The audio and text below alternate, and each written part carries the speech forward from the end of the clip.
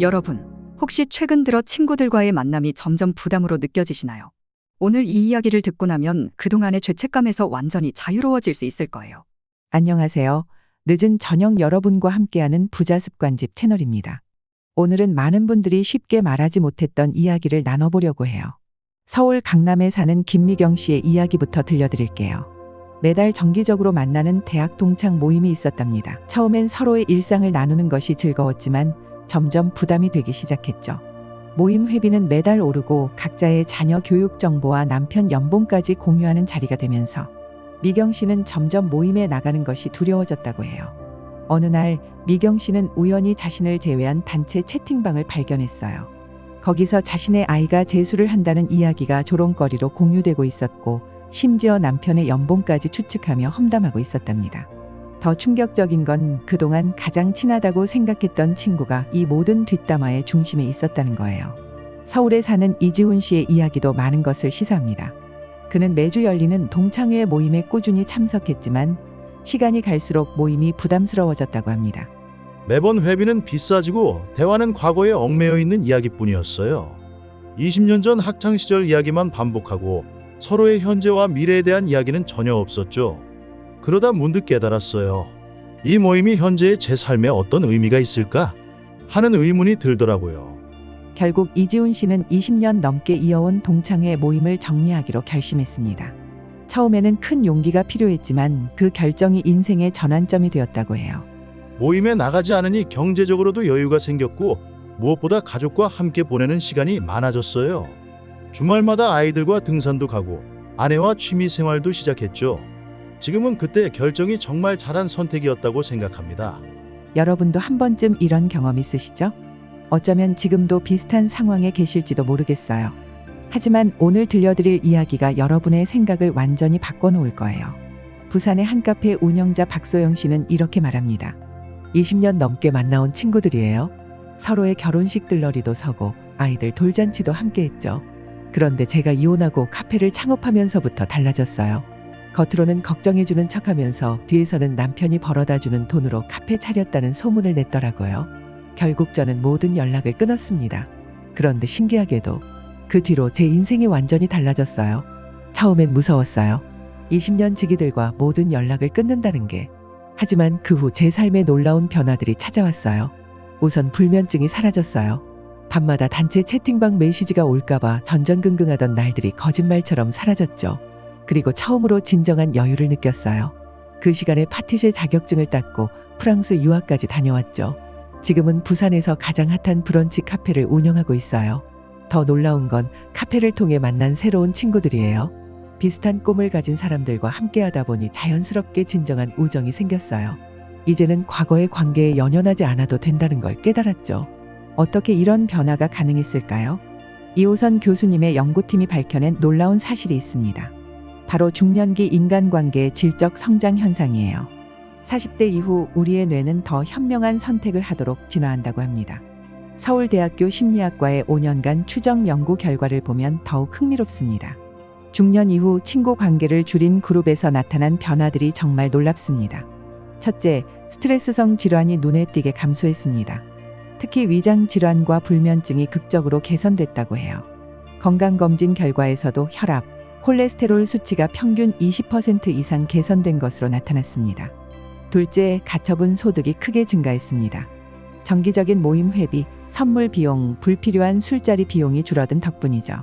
실제로 이런 불필요한 모임 비용이 월 평균 50만 원에서 100만 원에 달한다는 연구 결과도 있습니다. 셋째, 가족관계 만족도가 놀랍게 상승했답니다. 주말을 가족과 보내는 시간이 늘면서 자녀들과의 대화도 늘고 부부 관계도 개선되었다고 합니다. 이것만이 아닙니다. 40대, 50대, 60대별로 나타나는 특징도 달랐어요. 40대의 경우 진정한 변화는 자녀 교육에서 시작됐다고 합니다. 분당에 사는 정미연 씨의 사례를 보시죠. 학부모 모임이 주 2회였어요. 거기서 나온 정보대로 아이를 학원에 보냈죠. 그러다 문득 깨달았어요. 다른 엄마들 말만 듣고 우리 아이를 끌고 다녔던 거예요. 모임을 끊고 처음으로 아이와 마주 앉아 대화를 나눴더니 아이가 미술에 관심이 많더라고요. 지금은 미술학원 하나만 다니는데 성적도 오히려 더 좋아졌어요. 무엇보다 아이의 표정이 밝아졌어요. 이제는 매주 아이와 미술관도 가고 집에서 함께 그림도 그려요. 이런 게 진정한 교육이 아닐까 싶어요. 50대는 건강의 변화가 가장 컸습니다.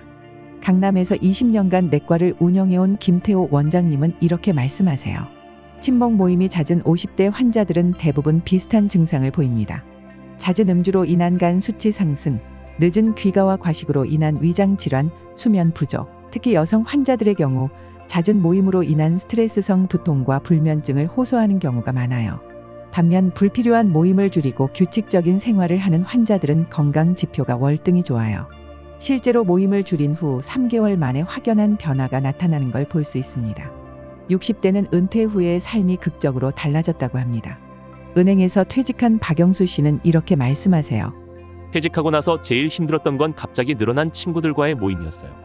매일 낮술 약속, 골프 모임. 처음엔 좋았지만 점점 허무해졌죠. 매번 같은 얘기만 반복되고 서로 험담하고. 그러다 우연히 동네 도서관에서 시니어 북클럽을 알게 됐어요. 거기서 만난 친구들과는 달랐어요. 서로의 인생 이야기를 나누고 새로운 것을 배우는 재미에 푹 빠졌죠. 지금은 그분들과 함께 청소년 멘토링 봉사를 하고 있어요. 이제는 아침에 일어나는 게 기다려질 정도예요. 해외 사례는 더욱 흥미롭습니다. 일본의 경우 시니어 살롱이라는 문화가 있어요.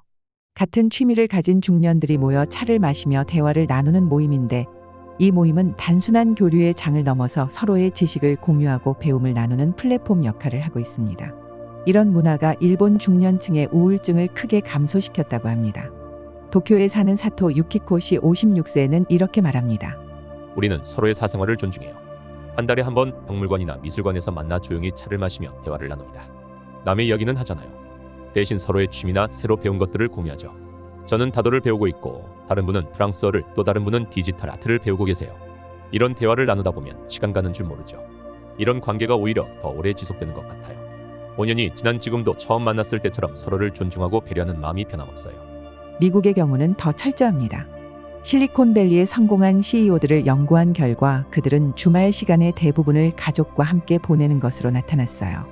대부분의 CEO들이 의무적인 네트워킹보다는 생산적이고 가치 있는 관계를 유지하는 데 집중한다고 합니다.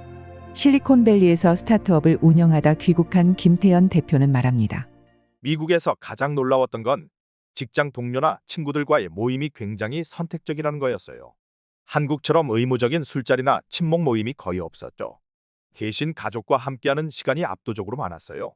주말에는 아이들과 코딩을 배우거나 캠핑을 가죠. 실제로 이런 생활이 업무 효율도 높이더라고요. 한국에 돌아와서도 이 습관을 지키고 있는데 처음엔 주변에서 너무 이기적이다, 왜 이렇게 바쁘냐는 말을 많이 들었어요. 하지만 지금은 오히려 제 선택을 이해하고 존중해주는 분위기예요. 한국의 성공한 CEO들도 비슷한 패턴을 보입니다. 이호선 교수팀이 연매출 100억 이상의 기업 대표 100명을 조사한 결과 대부분이 정기적인 친목 모임을 2개 이하로 유지하고 있었답니다. 흥미로운 점은 이들이 모임의 양이 아닌 질에 집중한다는 거예요. 판교의 한 IT 기업 대표는 이렇게 조언합니다. 성공하고 싶다면 인맥을 넓히는 것보다 깊이 있게 관리하는 게 중요해요. 저는 매달 한 번 비슷한 산업군의 CEO 2명과만 정기적으로 만납니다. 그 외 불필요한 모임은 과감히 정리했죠. 대신 그 시간에 직원들과 티타임을 가져요. 회사 분위기도 좋아지고 매출도 늘었습니다. 처음에는 많은 사람들이 제 선택을 이해하지 못했어요. 하지만 시간이 지나면서 오히려 제 방식을 배우려는 분들이 늘어났죠. 그렇다면 우리는 어떻게 불필요한 인간관계를 정리하고 더 의미 있는 관계를 만들어갈 수 있을까요? 전문가들은 다음과 같은 구체적인 방법을 제시합니다. 첫째, 현재 유지 중인 인간관계를 모두 적어보세요. 각 관계가 나에게 긍정적인 영향을 주는지 아니면 스트레스를 주는지를 솔직하게 평가해보는 겁니다. 이때 중요한 것은 의무감이나 해야 한다는 생각은 잠시 내려놓는 거예요. 둘째, 우선순위를 정하세요. 의무감이나 죄책감에서 벗어나 나에게 진정한 가치를 주는 관계에만 집중하는 겁니다. 예를 들어 매주 있는 동창회 모임 대신 한 달에 한 번 정말 친한 친구들과의 만남을 선택하는 거죠. 셋째, 새로운 만남을 시작해보세요. 도서관, 체육관, 봉사활동 등에서 공통된 관심사를 가진 사람들을 만나보는 거죠. 이런 관계는 자연스럽게 형성되기 때문에 오히려 더 오래 지속될 수 있습니다. SNS가 중년의 친구 관계에 미치는 영향도 흥미롭습니다.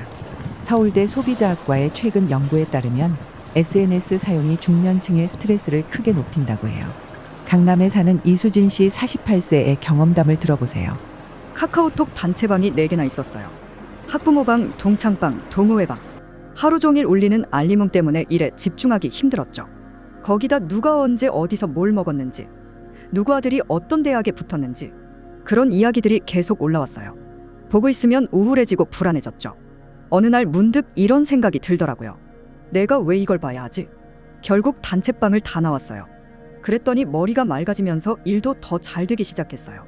전문가들은 이런 변화가 자연스러운 현상이라고 말합니다. 40대 이후의 뇌는 더 효율적인 인간관계를 추구하도록 발달한다는 거죠. 불필요한 정보와 관계를 걸러내는 능력이 향상된다는 겁니다. 이는 진화의 결과라고 해요.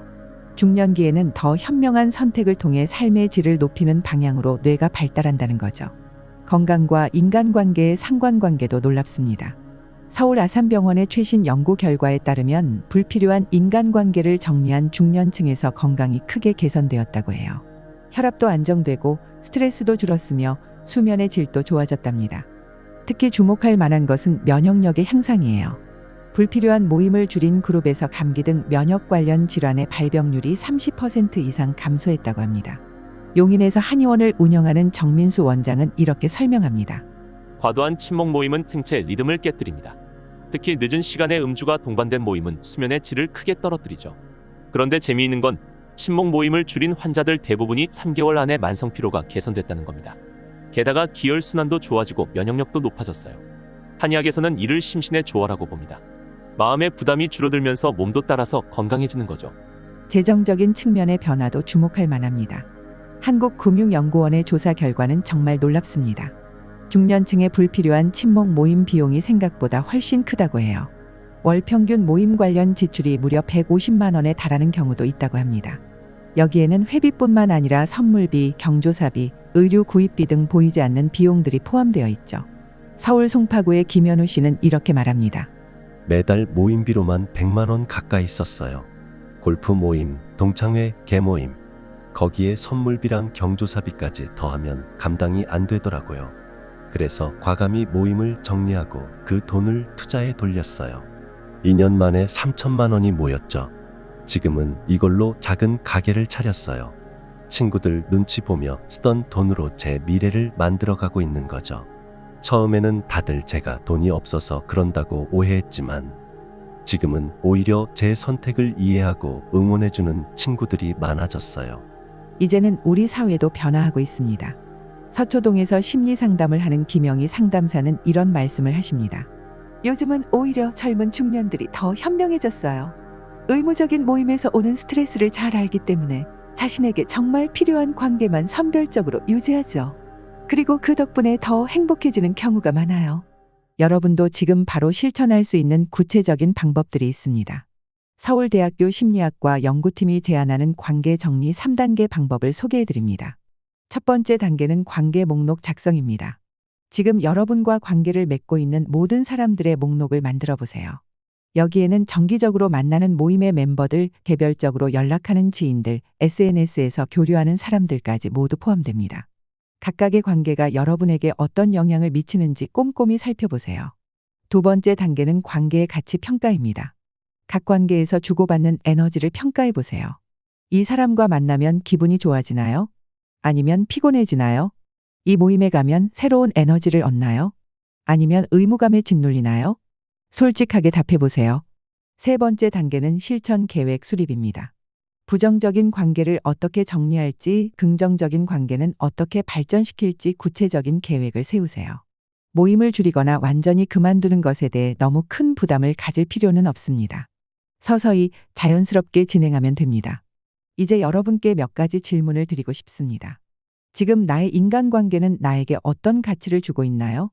이 관계를 유지할 필요가 있을까요? 아니면 정리할 때가 되었을까요? 나의 시간을 더 잘 활용하기 위해 어떤 선택을 해야 할까요? 마지막으로 이호선 교수님의 말씀을 들려드리며 오늘 이야기를 마무리할게요. 진정한 친구는 숫자로 헤아릴 수 있는 게 아닙니다. 때로는 나 자신이, 때로는 가족이, 때로는 소수의 진정한 친구가 삶의 동반자가 되어줄 수 있죠. 중요한 건 관계의 양이 아닌 질입니다. 여러분의 선택을 믿으세요. 그리고 자신을 더 사랑하세요. 오늘 이야기가 도움이 되셨다면 구독과 좋아요, 알림 설정도 꼭 부탁드립니다. 지금까지 부자습관집 채널이었습니다. 여러분의 소중한 경험도 댓글로 꼭 들려주세요. 다음 편에서 또 만나요.